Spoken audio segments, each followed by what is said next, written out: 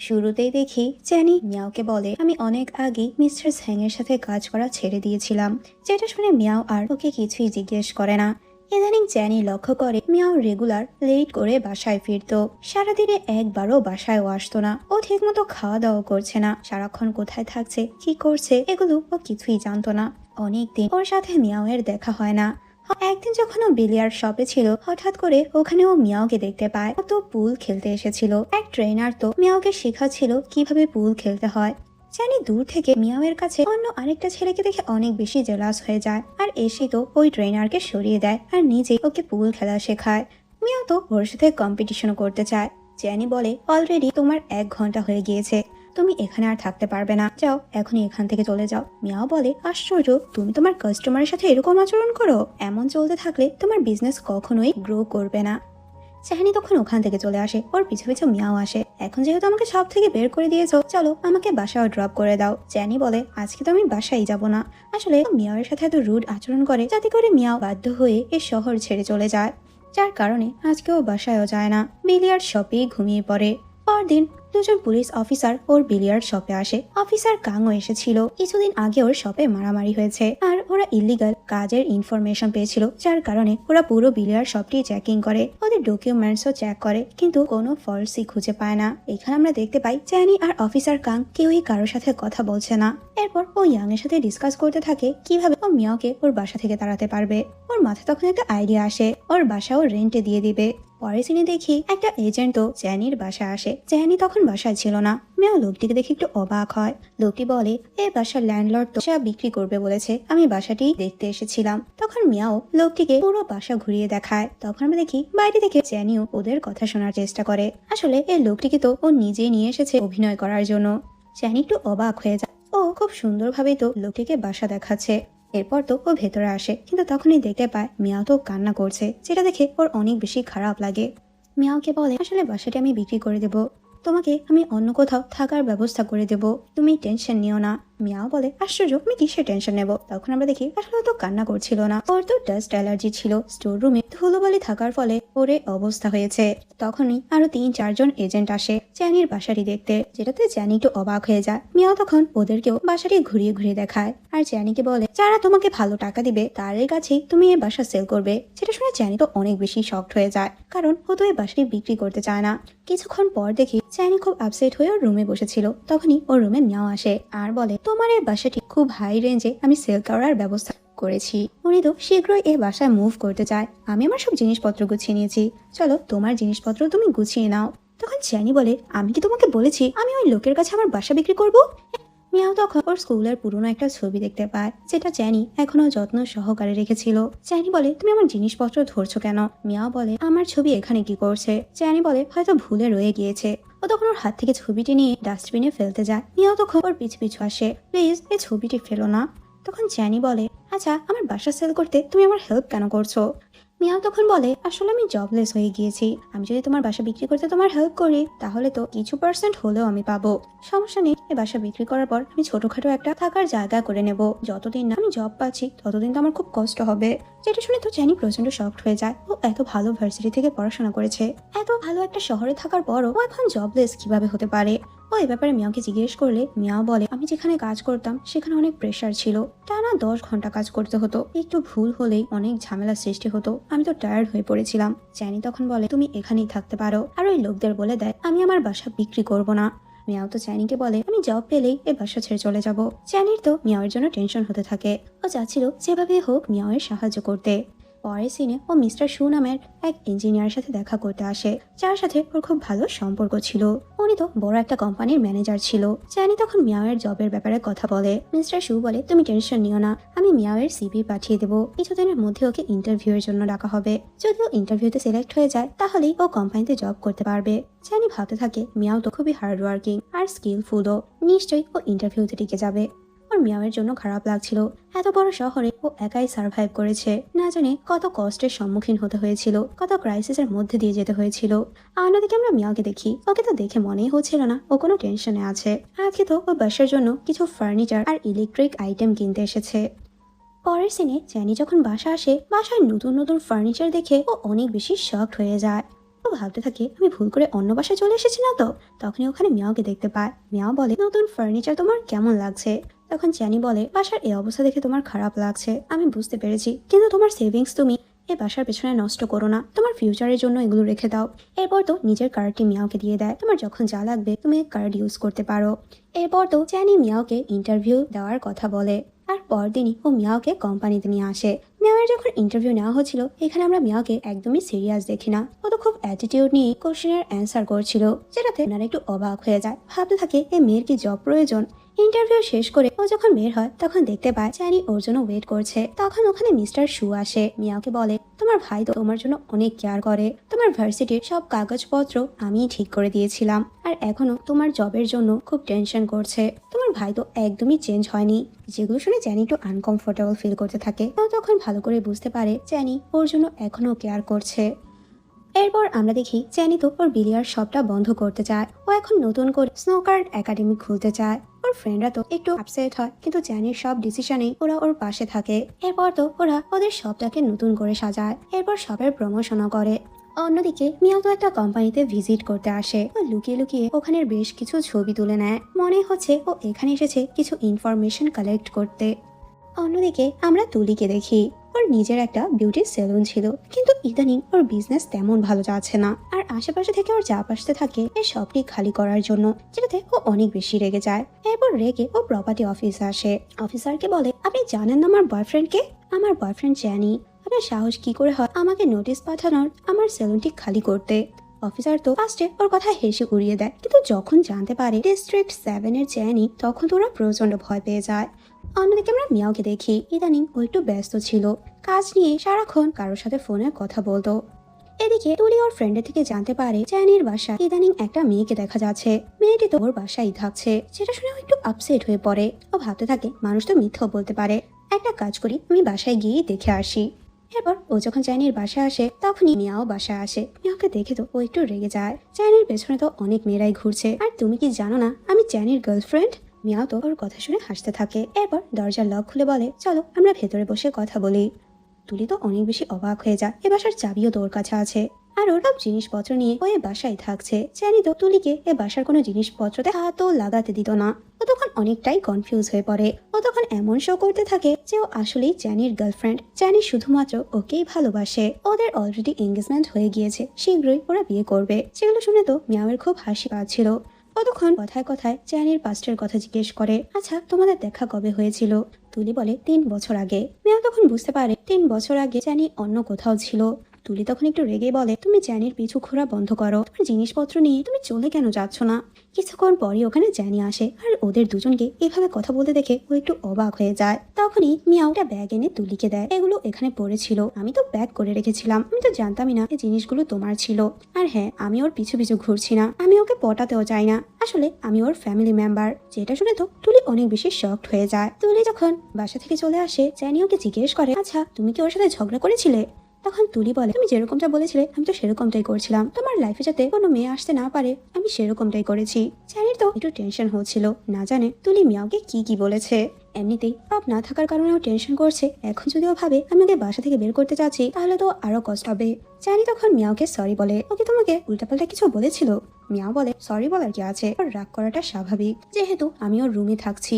তখন চ্যানি বলে, এরকম তা না, ও মাঝে মাঝে এখানে এসে থাকতো। তখন মিয়াও বলে, যদিও তোমার গার্লফ্রেন্ড হয় তাহলে ও আলাদা রুমে কেন থাকতো? যেটা শুনে তো আর চ্যানি কিছুই বলতে পারে না, আর মিয়াও ভালো করে বুঝতে পারে ওদের দুজনের মধ্যে কোনো সম্পর্ক নেই।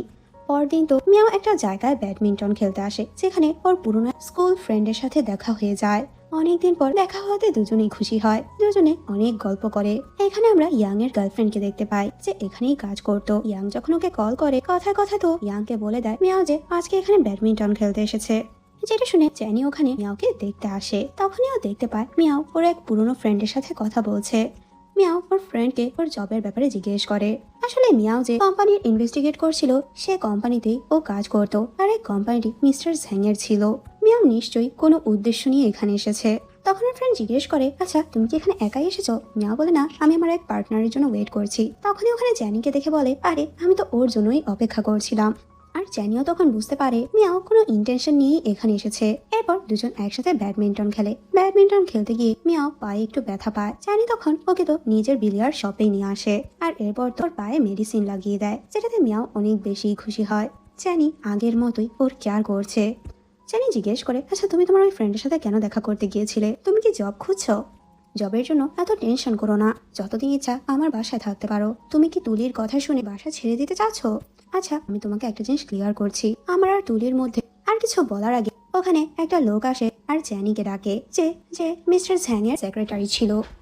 সেক্রেটারি বারবার চ্যানিকে রিকোয়েস্ট করতে থাকে, মিস্টার ঝ্যাং তোমাকে লাস্ট কাজ করার কথা বলছে, এরপর আর কখনোই তোমাকে রিকোয়েস্ট করবে না। কিন্তু চ্যানি ডিরেক্ট না করে দেয়। তখন সেক্রেটারি বল, গাড়ির মধ্যে এমন কিছু আছে যেটা তুমি দেখলে মিস্টার ঝ্যাং এর রিকোয়েস্ট আর ফেলতে পারবে না।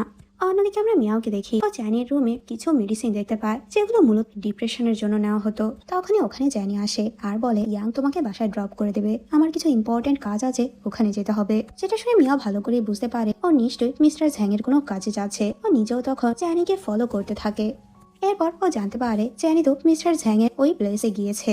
মিস্টার ঝ্যাং নিজের বিজনেস পার্টনারদের সাথে চ্যানিকে পরিচয় করিয়ে দেয় আর ওদের পরবর্তী কাজের কথা বলে। মিয়াও তখন লুকিয়ে লুকিয়ে ডিস্ট্রিক্ট 7-এ ঢুকে পড়ে আর লুকিয়ে ওদের কথা শোনার চেষ্টা করে। ও দেখতে পায় মিস্টার ঝ্যাং কিছু বিজনেস পার্টনারের সাথে মিটিং করছিল। ও তখন ওদের ছবি তুলে নেয় আর তখনই ওখানে ও চ্যানিকে দেখতে পায়। ও ভাবতে থাকে, চ্যানি তুমি আমাকে মিথ্যে বলেছো, তুমি তো বলেছিলে তুমি মিস্টার ঝ্যাং এর সাথে সব কাজ বন্ধ করে দিয়েছিলে, কিন্তু তুমি আজও ওনার জন্যই কাজ করো। এরপর ও চ্যানিকে কল করে বলে, আমি তো ব্যথা পেয়েছি, আসলে আমি ওই জায়গায় গিয়েছিলাম যেখানে ছোটবেলায় আমরা গার্বেজ খুঁজতে যেতাম। চ্যানি একটু অবাক হয়ে বলে, তুমি ওই জায়গায় কেন গিয়েছিলে?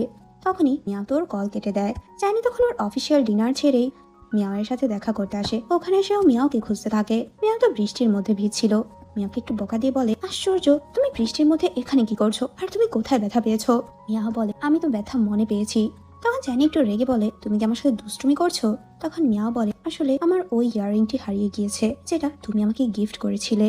চ্যানি একটু রেগে বলে, বাচ্চামি করা বন্ধ করো, এখনই আমার সাথে চলো। এই জায়গাটি একদমই ভালো না, রাতে তো এই জায়গাটা খুবই ডেঞ্জারাস। কিন্তু মিয়াও কোনোভাবেই এখান থেকে যাবে না। চ্যানি তখন ওর ওই ইয়াররিংটি খুঁজতে থাকে।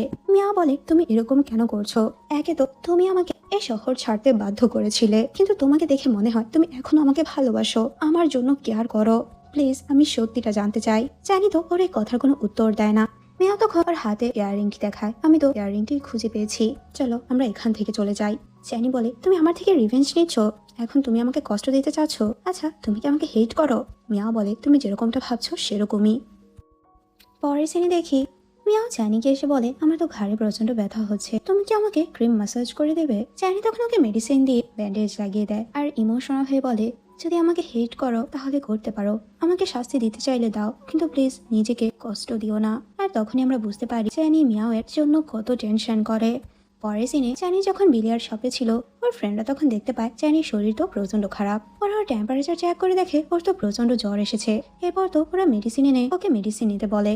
পরদিন তো ইয়াং মিয়াওয়ের সাথে দেখা করতে আসে। ওরা একসাথে লাঞ্চ করছিল, তখনই ওখানে তুলি আসে আর ওর সাথে করে মিয়াওকে নিয়ে যায়, যেটাতে ইয়াং একটু অবাক হয়ে যায়। ও ভাবতে থাকে ওরা দুজনে তো ক্লোজ কবে থেকে হলো। এরপর তো চ্যানিকেও কল করে এ ব্যাপারে জিজ্ঞেস করে, মিয়াও আর তুলি এত ক্লোজ হলো কবে? এদিকে দেখি মিয়াও আর তুলি তো শপিং এসেছিল, দুজনে দুজনের জন্য ড্রেস চুজ করে। কফি খাওয়ার সময় মিয়াও এর গায়ে তো কফি পড়ে যায়। তুলি তখন টিস্যু দিয়ে এগুলো ক্লিন করার চেষ্টা করে। আর তখনই আমরা ওই একই শপিং মলে তুলির ফ্রেন্ডদের দেখতে পাই। ওরা তুলিকে এভাবে দেখে একটু অবাক হয়ে যায় আর ভাবতে থাকে, এই মেয়েটি কি আমাদের তুলিকে বুলি করছে? চ্যানিও শপিং মলে চলে আসে আর তুলিকে কল করে জিজ্ঞেস করে, তোমরা এখন কোথায় আছো? তুলি যখন চ্যানির সাথে কথা বলছিল, তখন আমরা দেখি ওর ফ্রেন্ডরা তো মিয়াওয়ের কাছে এসে ওকে বুলি করতে থাকে। কিন্তু তখনই ওখানে চ্যানি চলে আসে আর তুলি এসে ওদেরকে এখানে দেখে একটু অবাক হয়, তোমরা এখানে কি করছো? আর মিয়াওয়ের সাথে পরিচয় করায়। আসলে ও তো চ্যানির বোন। যেটা শুনে ওরা তো প্রচন্ড শক্ট হয়ে যায় আর মিয়াওকে সরি বলে। এরপর তো চ্যানি মিয়াও আর তুলিকে ওখান থেকে নিয়ে আসে। মিয়াওকে ও বাসায় পৌঁছে দেয়। মিয়াও চলে যাওয়ার পর চ্যানি তুলিকে বলে, আমি তোমাকে আগেই বলেছি তুমি মিয়াওয়ের থেকে দূরে থেকো, যদি আমার কথা না শোনো তাহলে এর লোক দেখানো যে রিলেশনশিপটা আমাদের মধ্যে রয়েছে সেটাও শেষ হয়ে যাবে। যেটা শুনে তো তুলির একটু খারাপ লাগে। পরদিন তো চ্যানির স্নোকার্ড একাডেমির গ্র্যান্ড ওপেনিং ছিল। অনেকে আজকে এই একাডেমিতে আসে। চ্যানির কাছে তখন একটা পার্সেল আসে যেটা মিস্টার ঝ্যাং পাঠিয়েছিল। ওর তখন কালকে রাতের কথা মনে পড়ে যায়। মিস্টার ঝ্যাং তোকে আবারও অফার করেছে ওনার সাথে কাজ করতে, এই শেষবারের মতো ওনাকে সাহায্য করতে। আসলে ওনার কোম্পানিটা একটু রিস্কের মধ্যে চলছিল, উনি তো চাচ্ছিল এই কোম্পানিটিকে লিগাল করে নিতে, আর এর জন্য চ্যানির সাহায্যের প্রয়োজন। চ্যানি তো ওনার এই প্রপোজালে রাজি হয় না, যেটাতে মিস্টার ঝ্যাং ওর সাথে প্রচন্ড রেগেছিল। ওকে বার টেক্সট করতে থাকে, কল করতে থাকে, ওনার সেক্রেটারিকে পাঠায় শীঘ্রই আমার সাথে দেখা করো। অন্যদিকে মিস্টার ঝ্যাং এর লজিস্টিক কোম্পানির সিন দেখি। আজকে তো ওদেরকে না জানিয়ে একটা অডিট টিম পৌঁছে যায়, যার কারণে প্রজেক্ট ম্যানেজার আগে থেকে প্রস্তুতি নিতে পারেনি। উনি তো অনেক বেশি ভয় পেয়েছিল, কিন্তু তাও ওদেরকে হ্যান্ডেল করার চেষ্টা করে। আপনাদের তো উচিত ছিল আমাদের জানিয়ে আসার, কারণ এখন মিটিং এর তো কোনো ব্যবস্থা করে দিতে পারবো না, আর আমি রিপোর্টগুলো এখন দেখাতে পারবো না। ওদের অডিট টিমের আরেকজনও ছিল যে অলরেডি ইনভেস্টিগেশন শুরু করে দিয়েছে, সে আর কেউই না, মিয়াও ছিল। ও তো লজিস্টিক কোম্পানির কারখানায় পৌঁছে যায়, আর এখানে এসে ও প্রোডাক্টগুলো চেক করছিল, যেটা চ্যানিও জানতে পারে। ও তখন ছুটে চ্যানির কাছে আসে। চ্যানি জিজ্ঞেস করে, তুমি এখানে কি করছো? মিয়া বলে, আমি তো আমার একটা পার্সেল নিতে এসেছিলাম, কোম্পানি থেকে আমি একটা অফার লেটার পেয়েছি। চ্যানির শরীরটা প্রচন্ড খারাপ ছিল, ও মিয়াকে এখান থেকে চলে যেতে বলে। মিয়া তখন দেখতে পায় ওর শরীর তো প্রচন্ড গরম, ওর জ্বর এখনো কমেনি। এরপর তোকে গাড়িতে নিয়ে বসায়। ও তো হসপিটালে নিয়ে যেতে চাচ্ছিল, কিন্তু চ্যানি হসপিটালে যাবে না, আমি এখন বাসায় যেতে চাই। জ্বরে চ্যানির অবস্থা প্রচন্ড খারাপ হয়ে যায়। ও তো ব্যাড মেমোরিগুলো হ্যালুসিনেট করতে থাকে। ওর অতীত জীবনটা পুরো গ্যাংস্টারের মতো ছিল। ওই লাইফে ও আর ফিরে যেতে চায় না, কিন্তু মিস্টার ঝ্যাং তো আবারও ওকে দিয়ে সেই কাজগুলোই করাতে চায়। মিয়াও যখন চ্যানির রুমে মেডিসিন আনতে যায়, তখন ওখানে আবারও ডিপ্রেশনের ওই মেডিসিনগুলো দেখতে পায়। এরপর ও চ্যানির ফেভার চেক করে ওকে মেডিসিন দেয়। হঠাৎ করেই তো চ্যানি মিয়াওকে জড়িয়ে ধরে, যেটাতে মিয়াও একটু অবাক হয়ে যায়।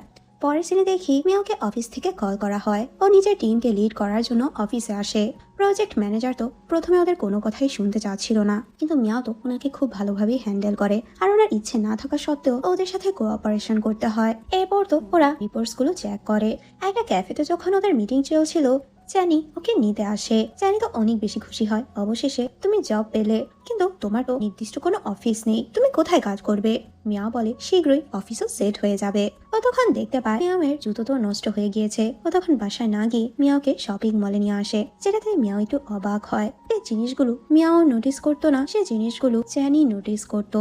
চ্যানি তো ওর জন্য কমফোর্টেবল জুতো খুঁজছিল, কারণ সারাদিন কাজে ওর অনেক ব্যস্ত থাকতে হয়, আর হাঁটা চলা বেশি হয়। মিয়াওয়ের প্রতি ওরা তো কেয়ার দেখে স্টাফ তো ভেবেই নেয় ওরা দুজন কাপল। এরপর ওদের দুজনকে কাপল শুজ ট্রাই করতে বলে। মিয়াও তো অনেক খুশি হয়ে যায়। ও চ্যানিকে ট্রাই করতে বলে, কিন্তু চ্যানি তখন মিয়াওকে অন্য আরেকটি জুতো এনে দেয়। ওই জুতো জোড়া তোমার পায়ে স্যুট করছে না, ওটা তোমাকে ফিট করছিল না। আসলে এই কথা দিয়েও বোঝাতে চাচ্ছে আমাদের রিলেশনশিপটা কখনোই ফিট হবে না। মিয়াওয়ার মনটা তখন অনেক খারাপ হয়ে যায়। ও তো চাচ্ছিল চ্যানির সাথে ম্যাচিং জুতো নিতে, কিন্তু চ্যানির জোড়াজোড়িতে ওর অন্য জুতোই নিতে হয়। এরপর ওরা যখন শপিং মল থেকে বের হয়, বাইরে তো প্রচন্ড বৃষ্টি হচ্ছিল। চ্যানি বলে, এই বৃষ্টি দিয়ে তুমি এখন কিভাবে বের হবে? আমি তোমাকে নতুন জুতো কিনে দিয়েছি, ভিজলে তো নষ্ট হয়ে যাবে। আচ্ছা এদিকে আসো। মিয়াও তো ভেবেছিল হয়তো চ্যানি ওকে ক্যারি করে গাড়ি পর্যন্ত নিয়ে যাবে, কিন্তু চ্যানি তো ওকে ক্যারি করে না, যেটাতে ও তো প্রচন্ড রেগে যায়। ও তখন বৃষ্টির মধ্যে বাইরে নেমে যায়, আর ইচ্ছে করে জুতো নষ্ট করার চেষ্টা করে। চ্যানি তখন বুঝতে পারে ও তো রেগে গিয়েছে, আর এরপর ওকে খুব সুন্দর করে ক্যারি করে ওখান থেকে নিয়ে আসে। মিয়াও বলে, হয়তো তুমি নিজে বুঝতে পারছো না, কিন্তু আমি তো তোমার হার্টবিট ফিল করছি, তোমার হার্টবিট খুবই ফাস্ট হয়ে গিয়েছে। কিন্তু চ্যানি তো এটা মানতেই চাচ্ছে না। মিয়াও তো রেগুলার ডকুমেন্টগুলো চেক করছিল, যেগুলো ও মেইন কোয়ার্টারে পৌঁছে দেয়। যত ইনফরমেশন পেত সবই ও হেডকোয়ার্টারে পৌঁছে দিত। অন্যদিকে আমরা দেখি মিস্টার ঝ্যাং তো আবারও চ্যানির সাথে দেখা করে। আসলে আমি তোমার সাথে কিছু কথা বলতে চাই। এরপর তো পুরোনো দিনের কিছু কথা মনে করায়। দেয়ালের মধ্যে খুব বড় করে মিস্টার ঝ্যাং এর আর মিস্টার ঝাওয়ের একটি ছবি ছিল। পাস্টে মিস্টার ঝাওয়ের সাথে কি হয়েছে সেটা এখনো রিভিল করা হয়নি। মিস্টার ঝ্যাং বলে, ঝাও তোমাকে অনেক সুন্দরভাবে তৈরি করেছে, আমি চাই তুমি আবারও আমার জন্য কাজ করো। আমার লজিস্টিক কোম্পানি অনেক বড় বিপদের মধ্যে রয়েছে, আমি তোমার জন্য সবকিছু রেডি করে রেখেছি, আমি চাই তুমি আমার হয়ে আমার কাজগুলো কমপ্লিট করো।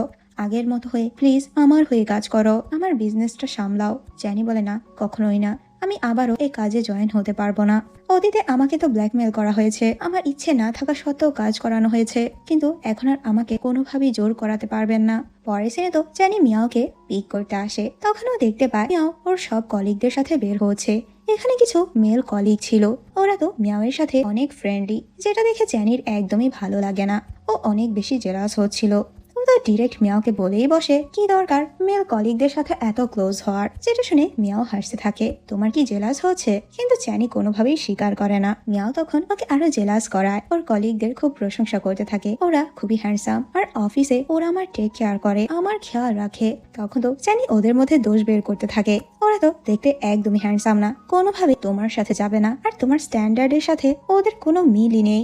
মিয়াও বলে সেটা তুমি মন থেকে বলছো না, তোমার জেলাস হচ্ছে এই জন্য তুমি এগুলো বলছো।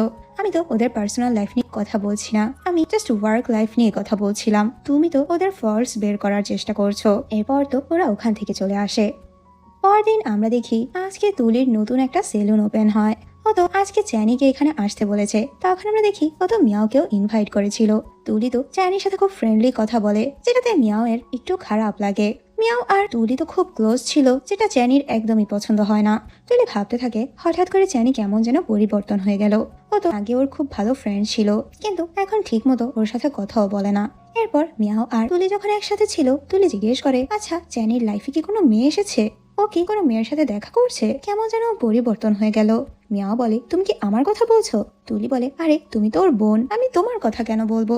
জানি তো মিয়াওয়ের জন্য খুবই টেনশন হতো। মিয়াওকে বলে তোমার কোম্পানির প্রপার কোনো অফিসে নেই। আচ্ছা এই কোম্পানি ফ্রড না তো? শুধু শুধুই তোমাকে দিয়ে কাজ করাচ্ছে, তোমাকে দিয়ে সারাদিন কাজ করায়, উইকেন্ডেও তোমার কাজে যেতে হয়, প্রতিদিন তুমি লেট করে বাসায় ফিরো, তোমার যত্নও তুমি নাও না। পরের সিনে ও যখন লন্ড্রি থেকে কাপড় বের করতে নেয়, তখন তো মিয়াওয়ের অফিসের আইডি কার্ড দেখতে পায়, যেটা দেখেও প্রচন্ড শকড হয়ে যায়। এটা তো লজিস্টিক কোম্পানির আইডি ছিল, মিস্টার ঝেং এর কোম্পানি। ও তখন অনেক বেশি টেনশনে পড়ে যায়, কিন্তু মিয়াওকে এই ব্যাপারে কিছুই জিজ্ঞেস করে না। ও বারবার ভাবতে থাকে মিয়াও এই কোম্পানি কেন জয়েন হলো। ও তো ডিরেক্ট বলতেও পারছে না এটা যে মিস্টার ঝেং এর কোম্পানি, এই কোম্পানি থেকে দূরে থাকা উচিত। এরপর চ্যানি ওকে বলে আচ্ছা এই কোম্পানিতে তুমি কেন জয়েন হলে? এর থেকে ভালো অপরচুনিটি তোমার জন্য ছিল কিছুদিন ওয়েট করতে, অন্য জায়গায় ইন্টারভিউ দিতে। মিয়া বলে আশ্চর্য এই কোম্পানির কি হয়েছে? পরের সিনে আমরা দেখি আবারও স্প্রিং ফেস্টিভ্যাল শুরু হয়ে যায়। কত বছর পর ওরা দুজন আবারও স্প্রিং ফেস্টিভ্যালে আসে। ওদের দুজনের তো পুরোনো দিনের কথা মনে পড়ে যায়। মিয়াওয়ের এন্ট্রান্স এক্সামের আগে ওরা স্প্রিং ফেস্টিভ্যালে একসাথে এসেছিল। এরপর তো ওরা ওই জায়গায় আসে যেখানে এসে ওরা উইশ করেছিল। চ্যানি তো মিয়াওয়ের জন্য উইশ করেছিল ও যাতে চায়নার টপ ভার্সিটিতে চান্স পায়, আর ওর উইশও পূরণ হয়েছিল, যেটা দেখে মিয়াও একটু ইমোশনাল হয়ে যায়। পরের সিনে দেখি চ্যানি মিস্টার ঝ্যাং এর সেক্রেটারির সাথে দেখা করে আর ওই কোম্পানির কথা জিজ্ঞেস করে নতুন এমপ্লয়িকে হায়ার করা হয়েছে। তখন ও জানতে পারে ওই কোম্পানিতে নতুন এমপ্লয়ি জয়েন হয়নি, অন্য কোম্পানি থেকে আউটসোর্স করা হয়েছে, ডিরেক্টলি কোনো নতুন এমপ্লয়ি আনা হয়নি। সেক্রেটারি বলে মিস্টার ঝ্যাং এর এমন কিছু কাজ আছে যেগুলো জানা আমার উচিত না, আর আমি শুনলেও এগুলো না শোনার ভান করি। অন্যদিকে আমরা দেখি আজকে তুলির একটা পার্সেল আসে, যেটা লজিস্টিক কোম্পানি থেকে অর্ডার করেছিল। ও যেগুলো অর্ডার করেছে ওকে তো ভুল প্রোডাক্টস দেওয়া হয়েছে, ও রিফান্ড চায়, কিন্তু সেলার ওকে কোনোভাবেই রিফান্ড দেবে না, কারণ কন্ট্রাক্টের মধ্যে তো নন রিফান্ডেবল লেখা ছিল। বেচারি অনেক বেশি আপসেট হয়ে পড়ে, কারণ ওর অনেকগুলো টাকাই লস হলো। ও তো এ ব্যাপারে চ্যানিকে কিছুই জানায় না, কিন্তু ওকে তো আপসেট দেখে ওর ফ্রেন্ড ডিরেক্ট মিয়াওয়ের সাথে দেখা করতে আসে আর মিয়াওকে বলে তুমি তো এই কোম্পানিতে কাজ করো, আর ওকে ওই কন্ট্রাক্টটি দেখায়। মিয়াও বলে তোমরা টেনশন নিও না, 2-1 দিনের মধ্যেই আমি সলভ করার চেষ্টা করব। এরপর ওর ফ্রেন্ড যখন ওকে সেগুলো জানায়, তুলি তো প্রচন্ড রেগে যায়, তুমি এরকমটা কেন করেছো? চ্যানি জানলে তো অনেক রাগ করবে, শুধু শুধু ওর বোনকে কেন বিরক্ত করতে গেলে। কিছুক্ষণ পরই ওই সেলারের কল আসে আর ওকে একটা রেস্টুরেন্টে দেখা করতে ডাকে। এরপর তুলি যখন দেখা করতে আসে, তখন ওখানে ওই সেলারের সাথে মিয়াওকেও দেখতে পায়। তুলি তো অনেক বেশি লজ্জা লাগছিল। এরপর সেলার ওকে সরি বলে আর ওর টাকাও রিফান্ড করে দেয়। আর মিয়াওকে বলে প্লিজ আমার উপর কেস করবে না, তুমি যেটা বলেছো আমি তো সেটাই করেছি, আমার দ্বারা এরকম ভুল আর কখনোই হবে না।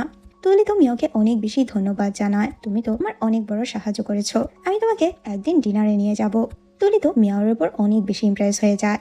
এরপর আমরা দেখতে পাই মিয়াওয়ের মা তো বারবার ওর সাথে কন্ট্যাক্ট করার চেষ্টা করে, কিন্তু মিয়াও ওর মায়ের সাথে কোনো যোগাযোগই রাখতে চায় না। এরপর ওর কাছে এক কলিগের কল আসে। ওই কোম্পানির ম্যানেজার তো সবাইকে জোর করে ট্যাক্স ক্লিয়ারেন্সের কাগজে সাইন করানোর চেষ্টা করছে, যেটা শুনে জিয়া তো প্রচন্ড রেগে যায় আর বলে আমি অফিসে পৌঁছানোর আগে কেউ ওই কাগজে কোনোভাবেই সাইন করবে না। কিছুক্ষণ পর তো জিয়া অফিসে পৌঁছে যায়। এরপর সরাসরি ম্যানেজারের সাথে কথা বলে, তুমি কখনোই ওদেরকে জোর করিয়ে সাইন করাতে পারবে না।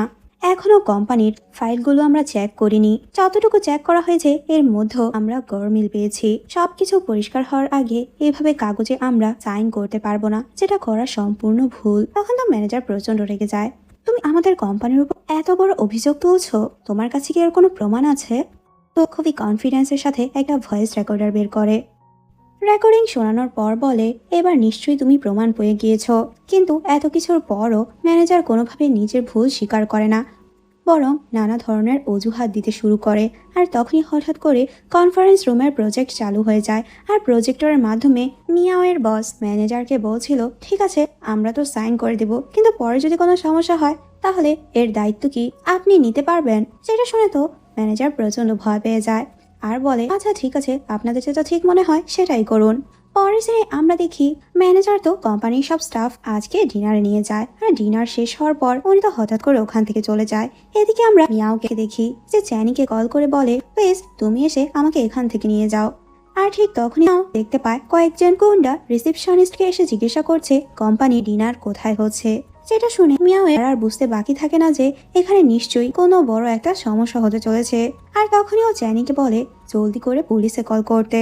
এরপর তো মিয়াও ওর কলিগদের এই ব্যাপারে জানাতে যাচ্ছিল, কিন্তু তখনই গুন্ডাদের নজর মিয়াওয়ের উপর পড়ে যায়। আসলে তাদের কাছে মিয়াওয়ের একটি ছবি ছিল, তাই তারা সঙ্গে সঙ্গে মিয়াওকে চিনে ফেলে। মিয়াও তখন ওদের হাত থেকে পালানোর চেষ্টা করে, তখন তো গুন্ডারাও ওর পিছু নেয়। দৌড়তে দৌড়তে মিয়াও বাইরে চলে আসে। আর ঠিক তখনই ওখানে চ্যানি পৌঁছে যায়।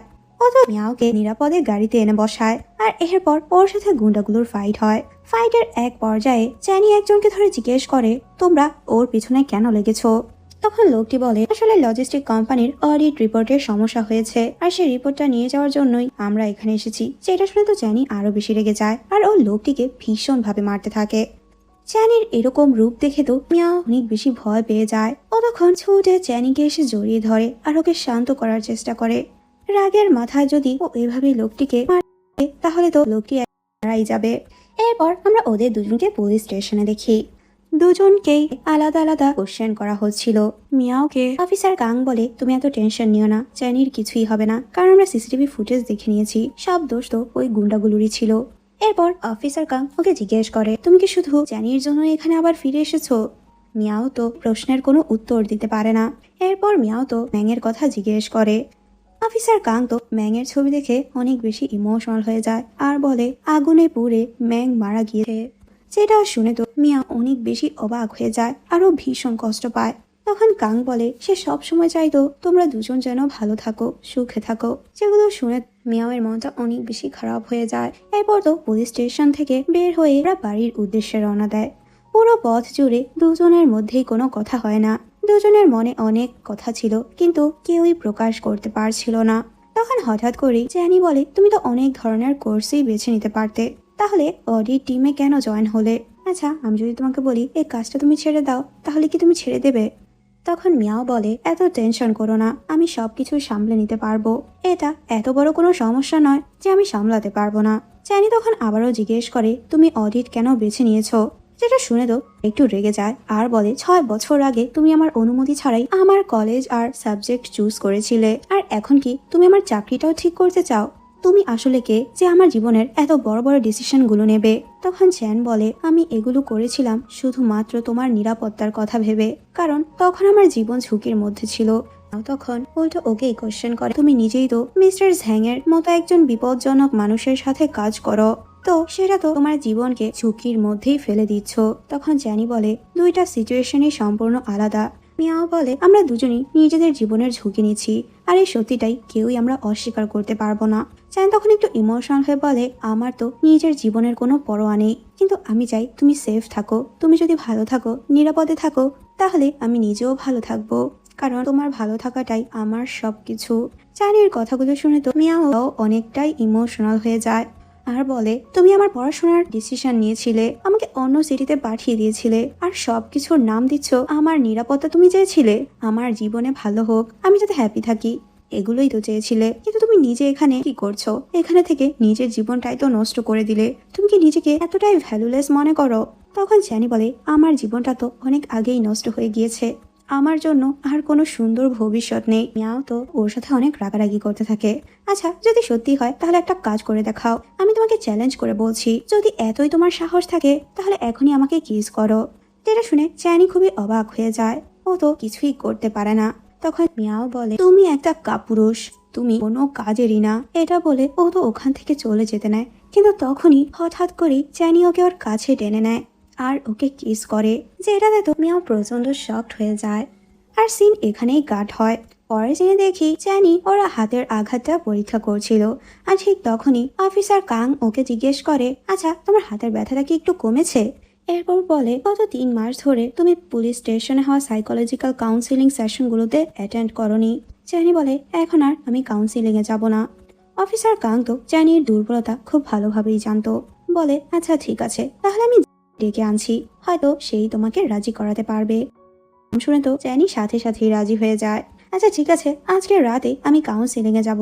যেটা শুনে অফিসার কাং হাসতে থাকে আর বলে, হ্যাঁ প্রতিবারই আমি এই ট্রিক্স ফলো করি আর এটা কাজও করে।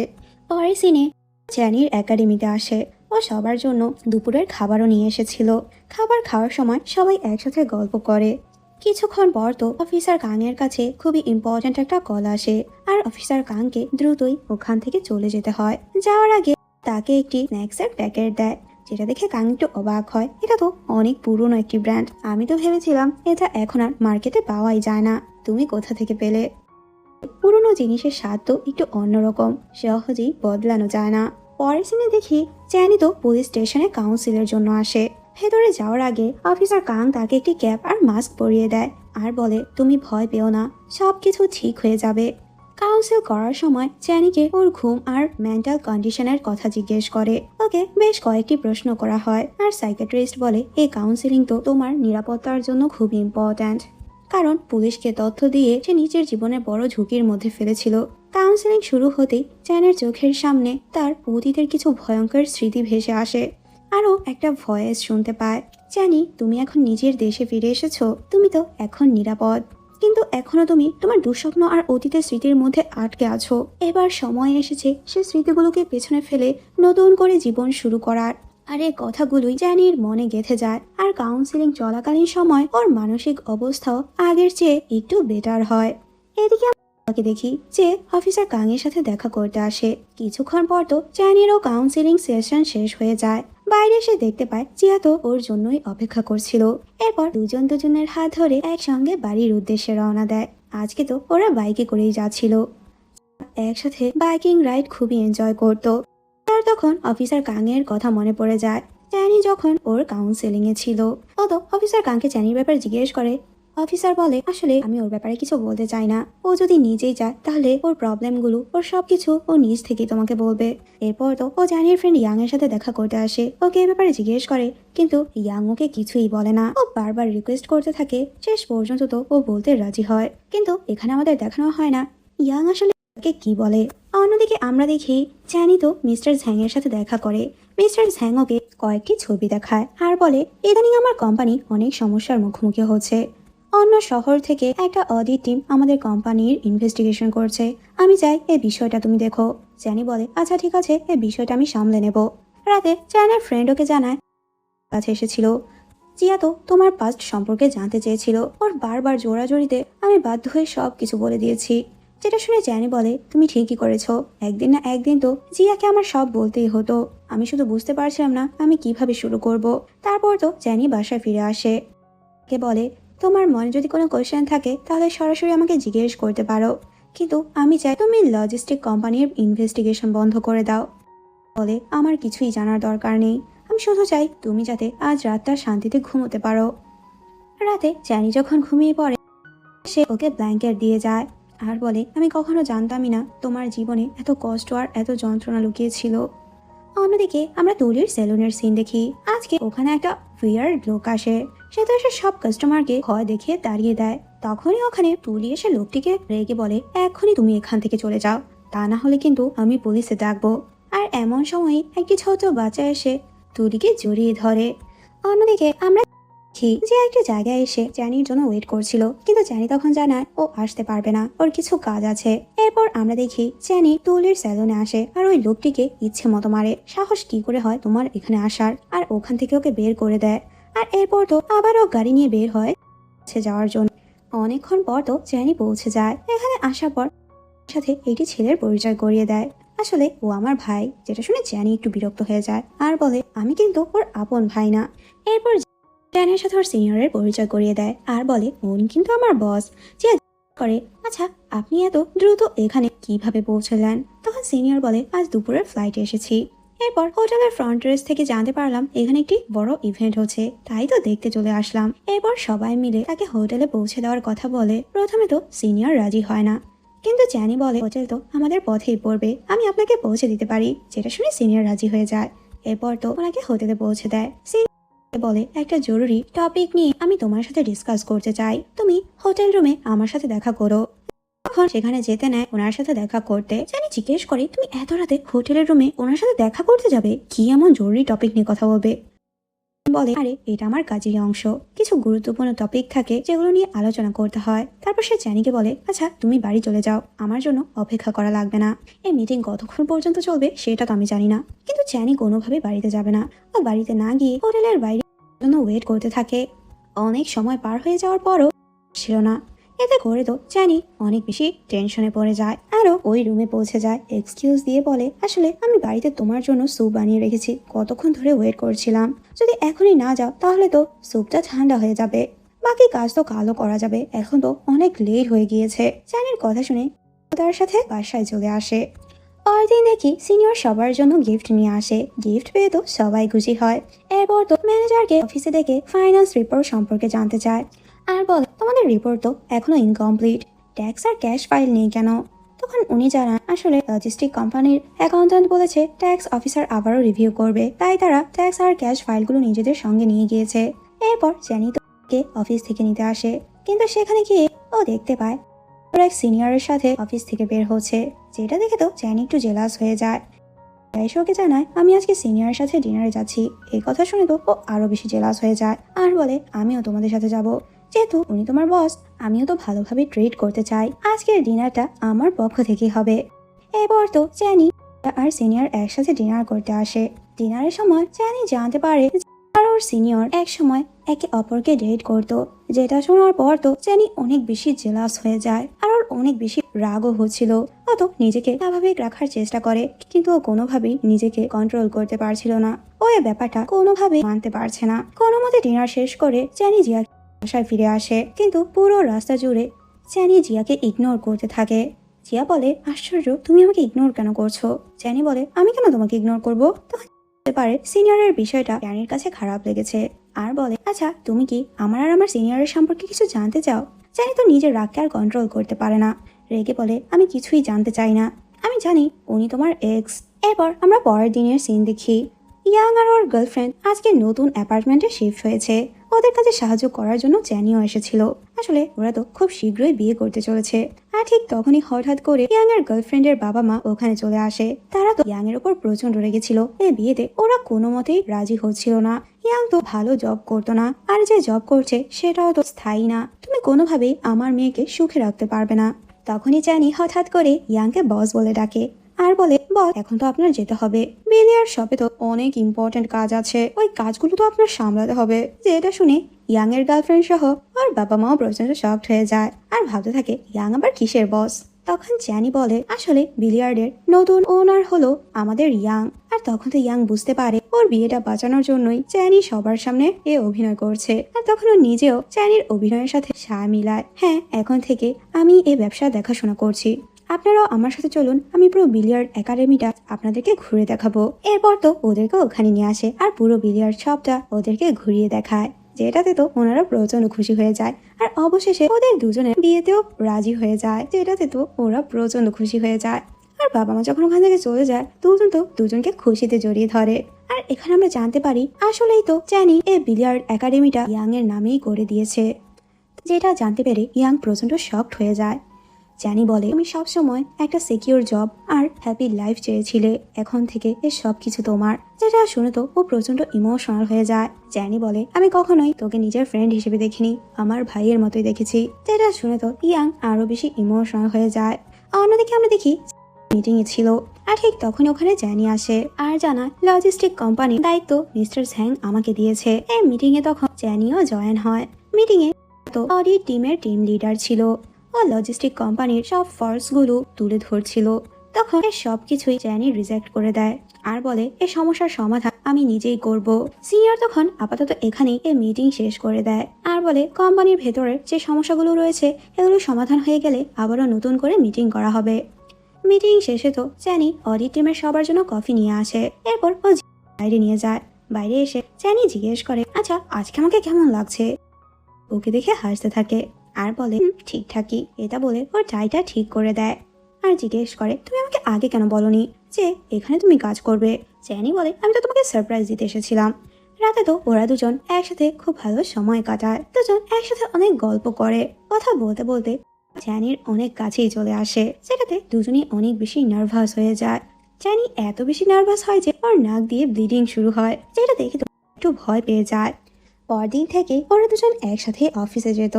চ্যানিকে এত সুন্দর ড্রেস আপে স্যুট পরা অবস্থা দেখে তো মিয়াও অনেক বেশি শকড হয়ে যায়। ওর নজর তো ওর থেকে সরছেই না। মিয়াও তোর খুব প্রশংসা করতে থাকে। চ্যানি বলে, কিন্তু কোম্পানিতে আমাদের বেশি ক্লোজ হওয়া যাবে না, কারণ তুমি অন্য টিমের হয়ে কাজ করছো আর আমি এই কোম্পানির হয়ে।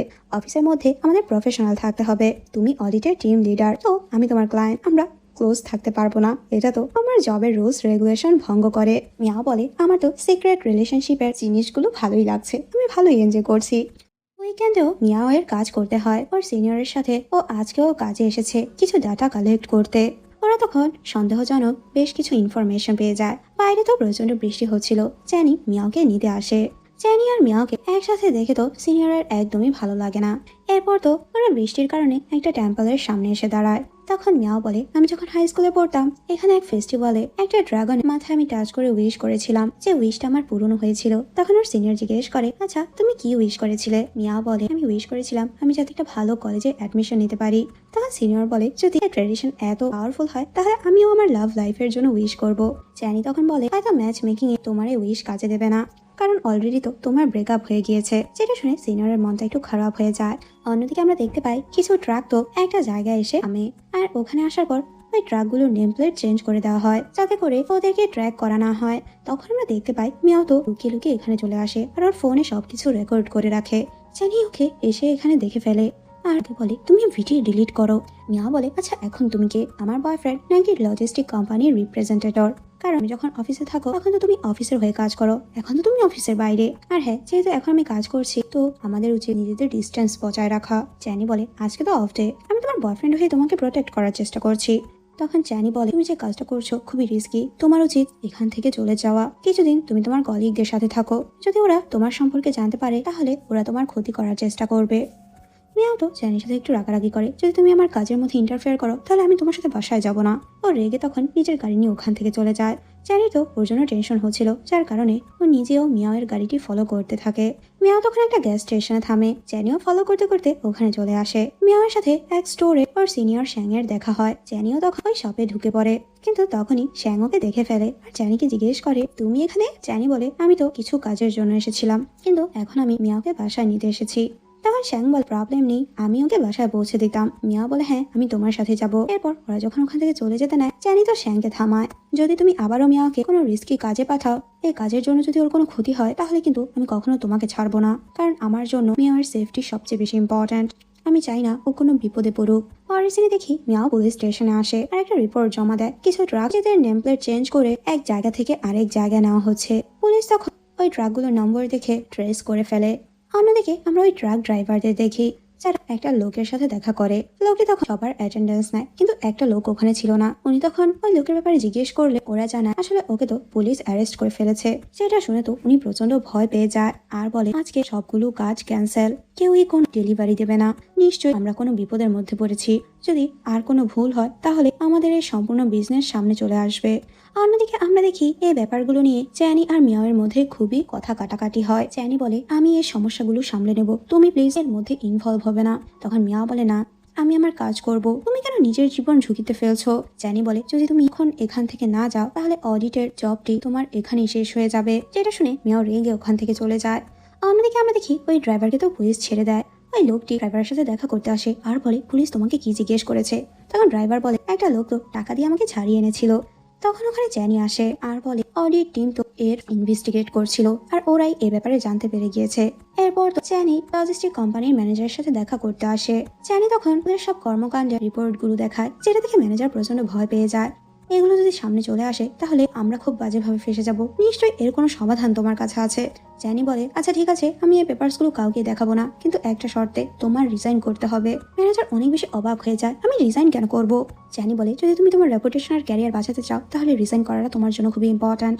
যেটাতে ম্যানেজারও রাজি হয়ে যায়, কারণ এর ছাড়া ওনার আর কোনো উপায় ছিল না। জ্যানি খুব সহজভাবে এই সিচুয়েশনটা হ্যান্ডেল করে নেয়। এরপর তো জ্যানি এসে মিয়াওকে এ ব্যাপারে জানায়। মিয়াও তখন ওর প্রশংসা করতে থাকে আর বলে, যাই হোক না কেন, তুমি তো মিস্টার ঝ্যাংকে বোকা বানাতে পারবে না। পরে সিনে জ্যানিকে মিস্টার ঝ্যাং দেখা করতে রাখে আর রেগে বলে, এগুলো কি চলছে? তখন জ্যানি বলে, লজিস্টিক কোম্পানির ইলিগাল কাজগুলো সামনে চলে আসতো যদি আমি এই স্টেপ না ফলো করতাম, আর আমি প্রমিস করছি লজিস্টিক কোম্পানির কোনো লসই আমি হতে দেব না। তখন মিস্টার ঝ্যাং বলে, অডিট টিম যদি এখান থেকে চলে যায় তাহলে কোম্পানির হেডকে সরিয়ে আমি তোমাকে কোম্পানির হেড বানিয়ে দেব। অন্যদিকে আমরা অফিসার কানকে দেখি, উনি কিছু রিপোর্টস এনে সিনিয়র অফিসারকে দেখায়। এবার আমি আমার ইনভেস্টিগেশন নিয়ে খুবই সিরিয়াস, আর এবার আমি খুব স্ট্রং এভিডেন্সও কালেক্ট করেছি।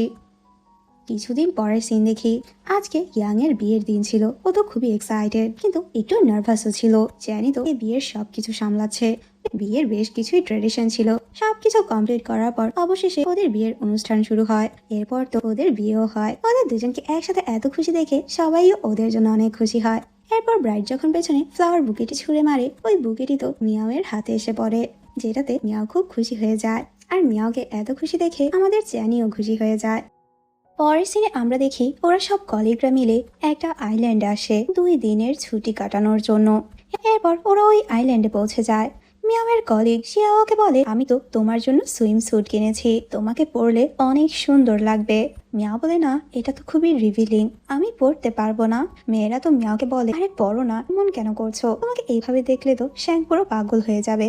আসলে সবাই ওদের দুজনকে শিপ করতো, যেগুলো জ্যানিও শুনতে পায়, যেটা তো একটু জেলাস হয়ে যায়। ভাবতে থাকে ওরা শ্যাংয়ের সাথে মিয়াওকে কেন শিপ করছে, অনেক আগেই তো ওদের ব্রেকআপ হয়ে গিয়েছিল। এরপর মিয়াও যখন রেডি হয়ে বের হয়, শ্যাং তো ওর খুব প্রশংসা করতে থাকে, আজকে তো তোমাকে আরো বেশি সুন্দর লাগছে, যেটা শুনে তো চ্যানি খুবই জেলাস হয়ে যায়। এরপর ওরা দুজন যখন একসাথে গল্প করছিল তখন শ্যাং ওকে একটি রেকর্ডার দেয়, এর মধ্যে কিছু মিউজিক আছে। রাতে যদি তোমার ঘুমোতে প্রবলেম হয়, তুমি এই মিউজিক শুনলে তোমার খুব আরামে ঘুম চলে আসবে। দূর থেকে শ্যাং আর মিয়াওকে একসাথে দেখে চ্যানি ভীষণ রেগে যায়, মানে ওদের দুজনকে একসাথে দেখলে ওর রাগও কোনোভাবেই কন্ট্রোল করতে পারে না। এরপর শ্যাং যখন চলে যায়, চ্যানি ওর কাছে এসে বলে, ও তোমার এত ক্লোজ হওয়ার চেষ্টা কেন করছে? অলরেডি তো তোমাদের ব্রেকআপ হয়ে গিয়েছে, ও এখন লিমিট ক্রস কেন করছে? মিয়াও বলে, তুমিও তো আমার এক্স এর মতোই, নাকি আমাদের দুজনের রিলেশনের কোনো নাম আছে? যেটা শুনে তো চ্যানি আর ওকে কিছুই বলতে পারে না। চ্যানি তো শ্যাং এর সাথে রেগে ওর সাথে বাস্কেটবল কম্পিটিশন করে, আর ওদের দুজনের গেম সবাই খুবই এনজয় করছিল। শ্যাং অনেক ট্যালেন্টেড ছিল, কিন্তু ফিজিক্যালি ও চ্যানির মতো স্ট্রং ছিল না। তখন চ্যানি ওকে ইনসাল্ট করতে থাকে, তুমি তো আমার সাথে কম্পিটিশন করতে এসেছো, কিন্তু দেখো তোমার তো সে অ্যাবিলিটি নেই। শ্যাং বলে, আমি ভালো করে বুঝতে পারছি তুমি এগুলো সব জেলাস হয়ে করছো। তুমি কি নিজের উপর ট্রাস্ট করো না, নাকি মিয়াওয়ের উপর তোমার ট্রাস্ট নেই? তখন চ্যানি বলে, তুমি কি ভেবেছো মিয়াও কারো কন্ট্রোলে চলে যাবে? এটা কখনোই না, কারণ ও নিজেকে খুব ভালোভাবেই কন্ট্রোল করতে পারে। রাতে চ্যানি তো মিয়াওকে একটি গাড়ির চাবি দেয়, এটা আমি তোমার জন্য নিয়েছি, যাতে করে অন্য কোনো কলিগের থেকে তোমার হেল্প নিতে না হয়। মিয়াও বলে, তুমি আমাকে গাড়ি কেন দিচ্ছ? আমাদের রিলেশনের তুমি কোনো নামই দিতে পারছো না, তাহলে আমি তোমার থেকে কেন গিফট অ্যাকসেপ্ট করব? চ্যানি তো আর কিছুই বলতে পারে না। রাতে ওরা সবাই ট্রুথ অ্যান্ড ডেয়ার গেম খেলছিল। এরপর ওরা মিয়াওকে জিজ্ঞেস করে, তোমার ড্রিম বয় কেমন? মিয়াও বলে, যে খুবই প্যাশনেট, আমাকে ভালোবাসবে, আর অবশ্যই আমি ইকুয়াল রিলেশনশিপ চাই, আমি কোনো ওয়ান সাইডেড রিলেশনশিপ চাই না। চ্যানি তখন বুঝতে পারে মিয়াও কি বোঝাতে চাচ্ছে। চ্যানি যেমন মিয়াওয়ের হেল্প করে, মিয়াও চ্যানির সাহায্য করতে চায়। চ্যানি কেন সবসময় নিজের জীবন ওর জন্য রিস্কে ফেলবে? ওরা দুজন মিলে সবকিছুর সলিউশন খুঁজতে চায়। পরদিন তো মিয়া ওর ফ্রেন্ডের সাথে ক্র্যাব খুঁজতে আসে, কিন্তু হঠাৎ করে ওর এক ফ্রেন্ড তো পাথরের চিপার মধ্যে আটকা পড়ে যায়। ও পায়ে তো প্রচন্ড ব্যথা পায়। মিয়াও তখন ওকে হেল্প করার চেষ্টা করে, অনেক কষ্টে ওকে উপরে তুলে নেয়, কিন্তু এর ফলে নিচে আটকা পড়ে যায়। তখনই ওরা একটা অ্যানাউন্সমেন্ট শুনতে পায়, কিছুক্ষণের মধ্যেই ঝড় শুরু হবে। ওর ফ্রেন্ডরা ওকে বেরই করতে পারছিল না। মিয়াও তখন ওদেরকে বলে অন্য কাউকে ডেকে নিয়ে আসার জন্য। এরপর ওরা যখন এসে জানায়, সে সাথে সাথে রেস্কিউ টিমকে কল করে, আর চ্যানি ছুটে মিয়াওয়ের কাছে আসে। ও নিজের জীবন আবারও রিস্কে ফেলে মিয়াওকে ওখান থেকে উদ্ধার করে। চ্যানি তো অনেক বেশি ইমোশনাল হয়ে যায়। তুমি ঠিক আছো তো? তুমি সবসময় অন্যের জন্য কেন নিজেকে বিপদে ফেলো? হয়তো আমি সেলফিশের মতো কথা বলছি, কিন্তু প্লিজ তুমি আগে নিজের কথা ভাববে। এরপর তো আইল্যান্ডের একটা ক্লিনিকে মিয়াওকে নিয়ে যায়। ওর জন্য মেডিসিন নিয়ে আবারও ওখান থেকে ব্যাক করে। এরপর দুজনই বিচ সাইডে ঘুরতে আসে। মিয়াও বলে, আমার তো অনেক বেশি খারাপ লাগে, তুমি সবসময় আমার জন্য তোমার জীবন রিস্কে ফেলে দাও, আবার আমার ফিউচার বানানোর জন্য আমাকেই তোমার কাছ থেকে দূরে সরিয়ে দাও। আমি চাই না এরকম একটা রিলেশনশিপ যেখানে তুমি সবসময় আমার জন্য কাজ করবে, আমাকে প্রোটেক্ট করবে। আমিও চাই তোমাকে প্রোটেক্ট করতে। আমি এই শহরে এজন্যই ফিরে এসেছি যাতে করে তোমাকে প্রোটেক্ট করতে পারি, তোমাকে রিস্কি লাইফ থেকে নিয়ে যেতে পারি, তোমার এই কষ্টকর অতীত থেকে আমি বের করে আনতে চাই। যেগুলো শুনে তো চ্যানি অনেক বেশি ইমোশনাল হয়ে যায়। অন্যদিকে আমরা দেখি তুলি তো ইয়াং এর বাসায় আসে। ওর ওয়াইফের সাথেও গল্প করছিল, কথা কথা জিজ্ঞেস করে ইদানিং চ্যানির কোনো খোঁজ খবরই পাওয়া যাচ্ছে না, আচ্ছা ও কি মিয়াওকে ডেট করছে নাকি? তখন ইয়াং বলে, ওরা ব্লাড রিলেটেড ছিল না, কিন্তু আমি জানি না ওরা ডেট করছে কিনা। ইয়াং ভালো করে বুঝতে পারে তুলি যে চ্যানির প্রতি ইন্টারেস্টেড। ইয়াং বলে, চ্যানি কখনোই তোমাকে ডেট করবে না। তুলি বলে, ও যদি সিঙ্গেল থাকে তাহলে এখনো তো আমি ট্রাই করতে পারি। অন্যদিকে ওরা যখন ওখান থেকে ব্যাক করবে, শ্যাং তো মিয়াও এর সাথে গাড়ির পেছনের সিটে বসে, যেটা দেখে চ্যানি খুবই জেলাস হয়ে ও নিজেও পেছনের সিটে বসে। তিনজনের তো বসতে একটু কষ্ট লাগছিল। ও তখন শ্যাংকে সামনে যেতে বলে, কিন্তু শ্যাংও সামনে যাবে না। তখন মিয়া ভাবতে থাকে ওরা দুজন বাচ্চামি কেন করছে। এরপর নিজেই এসে সামনের সিটে বসে পড়ে, যেটাতে ওরা দুজনই অনেক বেশি অবাক হয়ে যায়, কারণ এগুলো তো ওরা মিয়াওয়ের সাথে বসার জন্যই করছিল। গাড়ির মধ্যে তো বারবার চ্যানি আর শ্যাং এর ঝগড়া লেগে যায়, যেটাতে তো মিয়াও অনেক বেশি বিরক্ত হয়ে যায়। এরপর তো ওরা বাসায় ফিরে আসে। রাতে প্রচন্ড ঝড় শুরু হয়। দুজনই দুজনের রুমে ছিল। ওদের পুরনো স্মৃতিগুলো মনে পড়ে যায়। ওরা তো ভেবেছিল সারা জীবন ওরা ফ্যামিলি হয়েই থাকতে পারবে, কিন্তু না, হঠাৎ করে সবকিছু কেমন পরিবর্তন হয়ে গেল। চ্যানি সবসময় মিয়াওয়ের জন্য এগিয়ে এসেছে। ও ক্যারিয়ারের এই পর্যায়ে আসতে পেরেছে শুধুমাত্র চ্যানির জন্যই। মিয়াও তো চ্যানির সাহায্য করতে চায়। রাতে চ্যানির যখন চোখ লেগে যায়, ও তখন স্বপ্নে দেখতে পায় মিয়াও ওকে ছেড়ে চলে গিয়েছে। ও তখন ভয়ে ঘুম থেকে লাফ মেরে ওঠে, আর তখনই দেখতে পায় ওদের বাসা তো পানিতে পুরো ভরে গিয়েছে। আর এসে দেখে মিয়াও এগুলো বের করার চেষ্টা করছে। এরপর তো চ্যানি আর মিয়াও মিলে ওদের বাসা থেকে পানি বের করার চেষ্টা করে। মিয়াও তো সার জানালা বন্ধ করতেই ভুলে গিয়েছিল। এরপর ওরা দুজন একসাথে গল্প করতে থাকে। মিয়াও বলে, আচ্ছা যদি এটা আমাদের একসাথে শেষ দিন হয় তাহলে তুমি কি করতে চাও? চ্যানি বলে, বাইরে প্রচন্ড বৃষ্টি, বাসায় তো পানি একদম ভরে গিয়েছে, কিন্তু তাও আমি তোমার সাথে এই সময়টা এনজয় করছি। মিয়াও বলে, যদি এই কোম্পানির অডিটের কাজ আমার কমপ্লিট হয়ে যায় এরপর তুমি কি করবে? চ্যানি বলে, তুমি যেখানে যাবে আমিও সেখানে চলে যাব, আর আমার তো তোমার এই কাজটা একটু ডেঞ্জারাস মনে হচ্ছে, আমি তোমার বডিগার্ড হয়ে তোমার প্রোটেক্ট করব। এরপর তো দুজনই একটা সোফার মধ্যেই ঘুমিয়ে পড়ে। অন্যদিকে আমরা মিস্টার স্যাংকে দেখি। আজকে তো মিস্টার সাওয়ের কথা ওর প্রচন্ড মনে পড়ছিল। একটা ছোট দোকান থেকে দুজন মিলে বিজনেস শুরু করেছিল। এরপর তো চ্যানির ব্যাপারে জিজ্ঞেস করে। আর অ্যাসিস্ট্যান্ট তাও বলে, আমার তো মনে হচ্ছে ম্যানেজারকে চ্যানি ইচ্ছে করেই বের করেছে। মিস্টার স্যাং বলে, আমারও কেমন যেন ওর উপর সন্দেহ হচ্ছিল। এরপর মিয়াওয়ের সাথে চ্যানির ছবি দেখায়। হয়তো আমি ওর উইকনেসের সম্পর্কে আবারও জানতে পেরে গিয়েছি, যার কারণে এখন আমার রিল্যাক্স ফিল হচ্ছে। এরপর আমরা দেখি মিয়াও আর ওর কলিগরা তো অনেক খুশি ছিল। কিছুদিনের মধ্যেই ওদের এই প্রজেক্টের কাজ কমপ্লিট হয়ে যাবে, এখন আর ওদের ওভার টাইমও করতে হবে না। আজকে ওরা একসাথে টিম ডিনারেরও প্ল্যান করে। তখনই ওখানে মিস্টার তাও আসে আর মিয়াওকে বলে, মিস্টার স্যাং তো আজকে তোমাকে ডিনারে ইনভাইট করেছে। শ্যাং বলে, আজকে তো অনেক ব্যস্ত, যেতে পারবে না, আমরা টিম ডিনারে যাচ্ছি, যদি মিস্টার স্যাং এর কোনো কোশ্চেন থাকে তাহলে আমাকে জিজ্ঞেস করতে পারে। কিন্তু মিয়াও ভালো করে বুঝতে পারে মিস্টার স্যাং তো চ্যানির জন্যই ওর সাথে দেখা করতে চাচ্ছে, যার কারণে এই বিষয়টাতে ও শ্যাংকে ইনভলভ করতে চায় না, কারণ মিস্টার শ্যাং ডেঞ্জারাস লোক ছিল। মিয়া তখন বলে, উনি তো আমাদের সিনিয়র, না করলে খারাপ দেখা যাবে, আচ্ছা তোমরা টিম ডিনারে যেও, আমি মিস্টার শ্যাং এর সাথে দেখা করব। তখন তো শ্যাং এর খুব টেনশন হতে থাকে। এরপর ও চ্যানিকে কল করে এ ব্যাপারে জানিয়ে দেয়, আজকে মিয়াও তো তোমার বসের সাথে ডিনার করতে যাচ্ছে। যেটা শুনে তো ও প্রচন্ড শকড হয়ে যায়। এরপর তো মিয়াও মিস্টার শ্যাং এর সাথে ডিনারে আসে, যেখানে মিস্টার তাও ছিল। মিস্টার শ্যাং বলে, আচ্ছা আমি কি আগেও তোমাকে দেখেছিলাম? তখন মিয়া বলে, ও তাহলে আমার কথা মনে আছে, আপনি যখন ডিস্ট্রিক্ট 7-এ ছিলেন তখন তো আমি প্রায়ই ওখানে গিয়ে চ্যানির জন্য ওয়েট করতাম, আমি আর চ্যানি একসাথেই বড় হয়েছি। তখন মিস্টার ঝ্যাং বলে, ও হ্যাঁ তাহলে তুমি চ্যানির বোন। মিস্টার ঝ্যাং ওকে ডিরেক্টলি অনেক কোশ্চেন করে। মিয়াও তো অনেক ম্যাচিওর ছিল, ওনার সব কোশ্চেনেরই স্মার্টলি অ্যান্সার দেয়। তখনই ওখানে চ্যানি চলে আসে। ও আমার বোন না, আমরা শুধু একসাথেই বড় হয়েছিলাম, আমাদের ব্লাড রিলেশন নেই। সবাই তো সবার সাথে খুব ভালোভাবে কথা বলছিল। এখানে মিস্টার ঝ্যাং আবারও চ্যানিকে বলে, আমার পরবর্তী প্রজেক্টটিও তুমি হ্যান্ডেল করবে, কারণ আগের কাজটি তুমি খুব ভালোভাবেই কমপ্লিট করেছো। চ্যানি তো ওর সাথে আর কোনো কাজই কন্টিনিউ করতে চাচ্ছিল না।